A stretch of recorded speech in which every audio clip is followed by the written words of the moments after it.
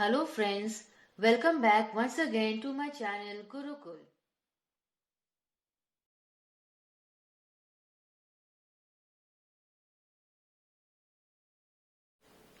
Today I am going to start with the poem The Charge of the Light Brigade, which is written by Lord Alfred Tennyson. This poem narrates the Crimean War, which was fought between the British and the Russian.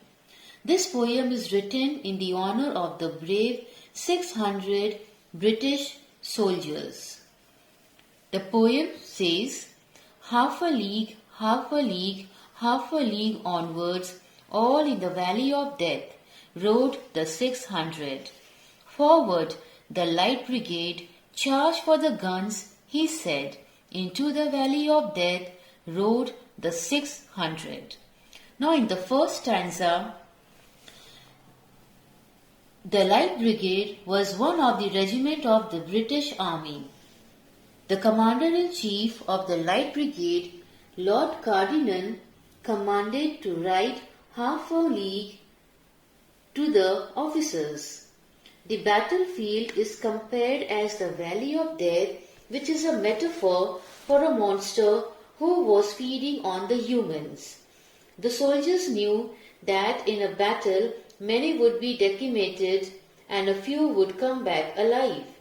The commander ordered the soldiers to be ready with the ammunitions and move ahead. Stanza 2. Forward the Light Brigade. Was there a man dismayed? No, though the soldiers knew someone had blundered. There's not to make reply, there's not to reason why, there's but to do and die. Into the valley of death rode the 600. Here the regiment Light Brigade moved forward on getting the orders from their chief. The soldiers knew that someone had made a blunder, but still they were intimated to move towards the battlefield instead of questioning their higher authorities for their order. The soldiers knew that their only job was not to ask questions but to fight for their country and achieve martyrdom. Being fully aware that the British soldiers were surrounded by the Russians on all three sides, they rode forward bravely. This stanza depicts the dedication, sincerity, and valor of the British soldiers. Stanza 3.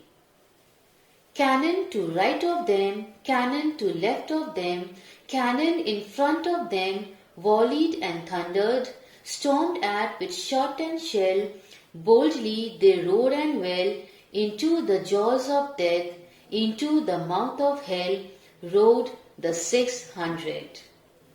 In stanza 3, the Russian army surrounded the British soldiers with cannon to the right, left, and in front of them.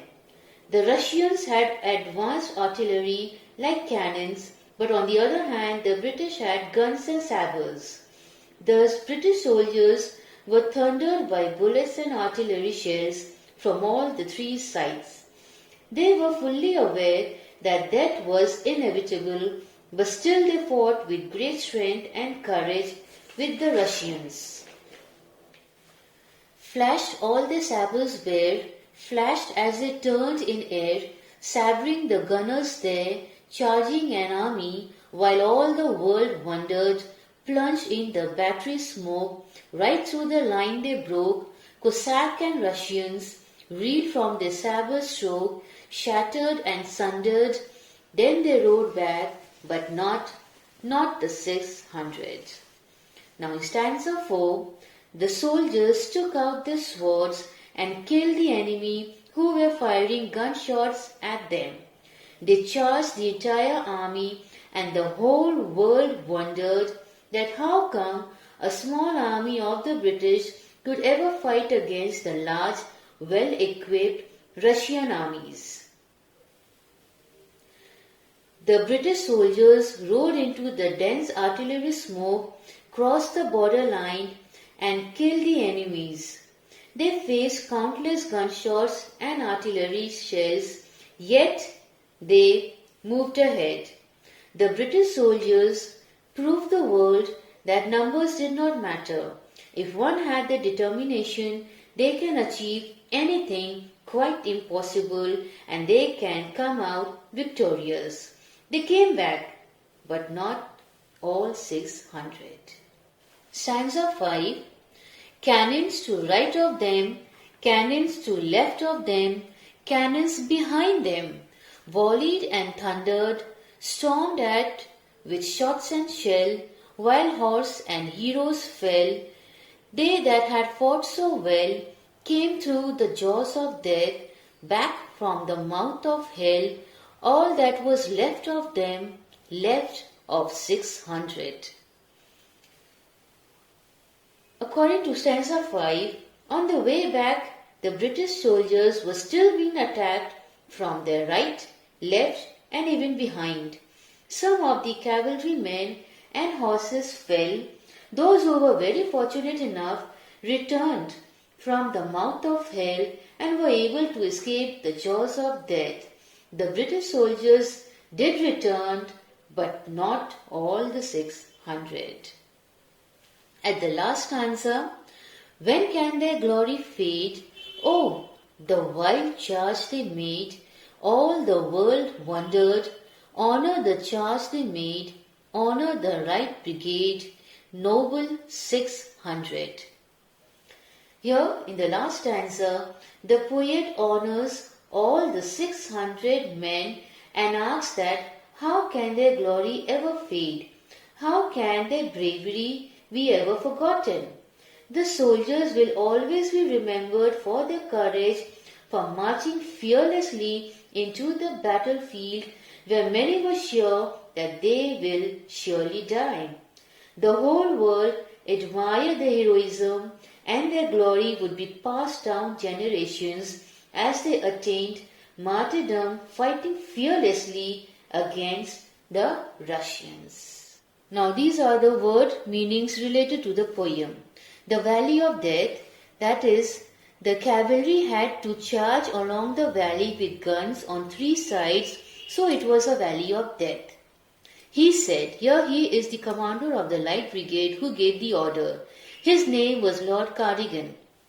Dismayed means afraid. Somewhat had blundered.